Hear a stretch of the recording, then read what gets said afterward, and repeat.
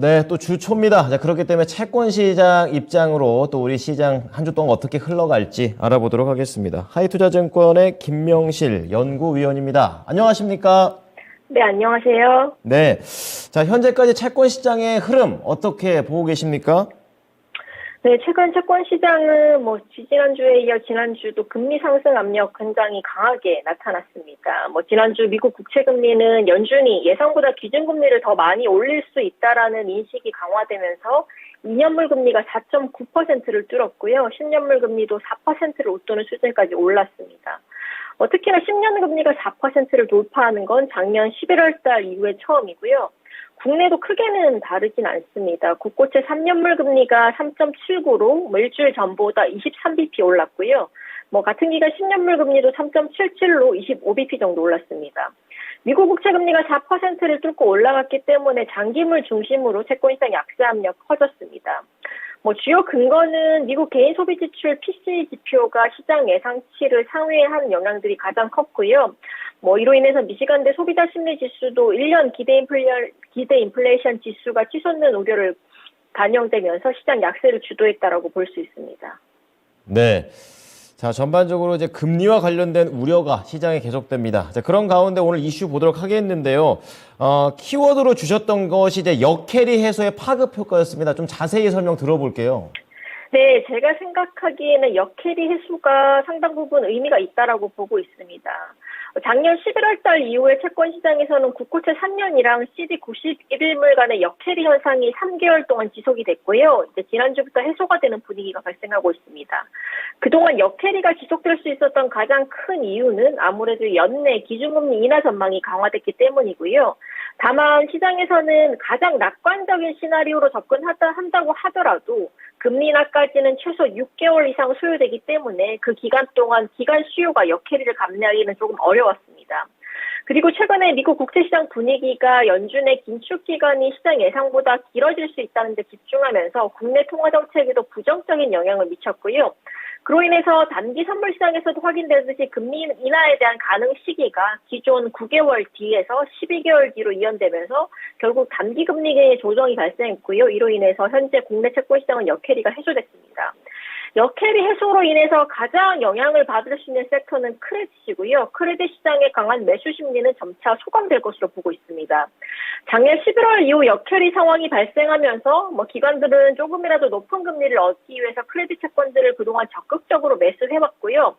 특히나 작년 연말부터 연초까지 4%에 가까운 정기예금 금리를 유치했던 은행권 같은 경우 국고채 3년이 1월 말 3.3%까지 하락하자 역마진 타결을 위해서 적극적으로 회사채 매수에 나서왔습니다.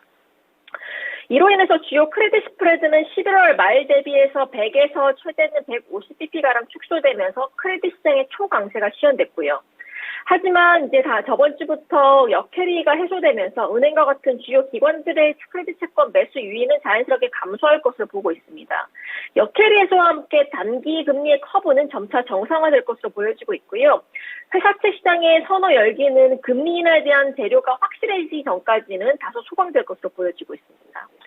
두 번째로 국내 채권 시장에서 주목할 만한 요소는 외국인들이 드디어 국내 채권 시장에 돌아왔다는 겁니다.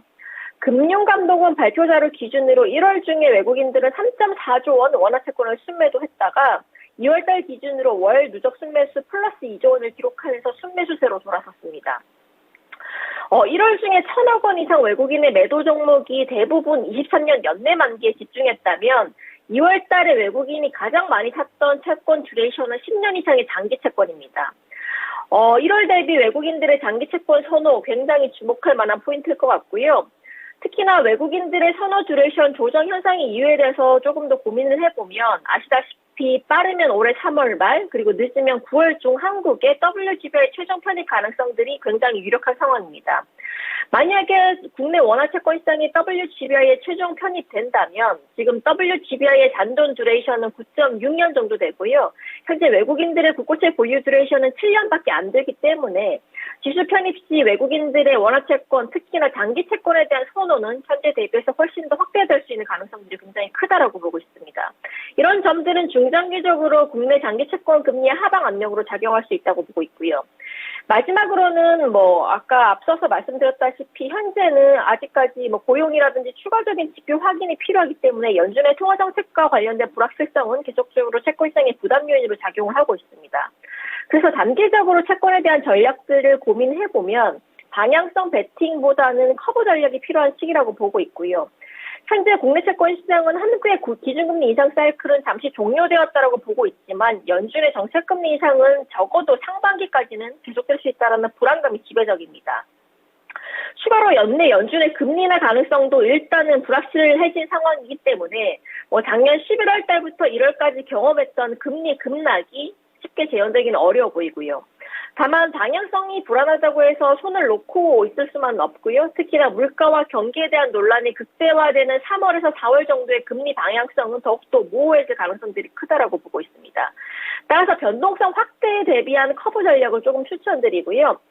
제가 예상하는 단기적인 국고채 금리 스프레드는 CD금리보다는 국고채 3년이 더 높을 거고요. 국고채 10년보다는 국고채 3년이 더 높을 것으로 보고 있습니다. 그리고 마지막으로 국고채 10년 금리보다는 국고채 30년 금리가 조금 더 높을 것으로 전망되고 있기 때문에 단기 구간의 커버 전략은 스티프닝, 그리고 중장기 구간의 커버 전략은 커브 플래트닝, 그리고 초장기 구간의 커버 전략은 커브 스티프닝 전략을 추천드리고 있습니다. 네. 자, 변동성 확대에 대해서 우리가 대응할 수 있는 방법으로 전략을 잡아주셨습니다. 한 주 동안 잘 챙겨보도록 하겠습니다. 감사합니다. 네, 감사합니다. 네. 자, 오늘 채권 플로우는요, 하이투자증권의 김명실 연구위원이었습니다.